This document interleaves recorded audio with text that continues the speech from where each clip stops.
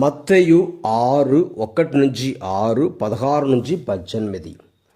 మనుష్యులు కంటబడుటకై వారి ఎదుట మీ భక్తి కార్యములు చేయకుండా జాగ్రత్త పడుడు. లేని ఎడల పరలోకమందలి మీ తండ్రి నుండి మీరు ఎట్టి బహుమానమును పొందలేరు. ప్రజల పొగడ్తలను పొందుటకై ప్రార్థనా మందిరములలోను వీధులలోనూ డాంబికులు చేయునట్లు నీవు నీ దాన ధర్మములను మేళతాళాలతో చేయవలదు. వారు అందుకు తగిన ఫలమును పొంది ఉన్నారని నేను మీతో వక్కాణించుచున్నాను. నీవు దానము చేయున్నప్పుడు నీ కుడి చేయి చేయున్నది నీ ఎడమ చేతికి తెలియకుండానట్లు రహస్యముగా చేయుము. అట్లయినా రహస్య కార్యములనెల్ల గుర్తించు నీ తండ్రి నీకు తగిన బహుమానము నొసగును. కపట భక్తుల వలె మీరు ప్రార్థన చేయవలదు. ప్రార్థనా మందిరములలో వీధుల మలుపులలో నిలువబడి జనులు చూచుటకై ప్రార్థనలు చేయుట వారికి ప్రీతి.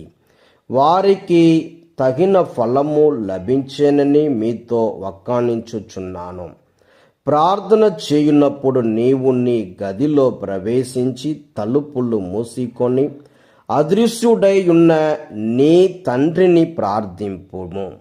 అట్లయినా రహస్య కార్యములనెల్ల గుర్తించు నీ తండ్రి నీకు తగిన ఫలమును బహుమానమును వసగును. మీరు ఉపవాసము చేయున్నప్పుడు కపట వేషధారుల వలె విచార వదనములతో నుండకూడదు.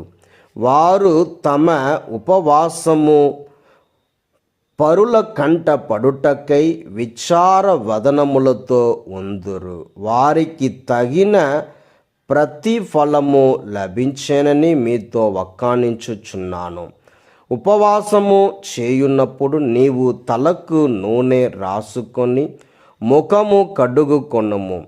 అందువలన అదృశ్యుడై ఉన్న నీ తండ్రియే కాని మరెవ్వరును నీవు ఉపవాసము చేయుచున్నావని గుర్తింపరు. అట్లయినా రహస్య కార్యములనెల్ల గుర్తించు నీ తండ్రి నీకు తన బహుమానమును బాహాటముగా వసగును.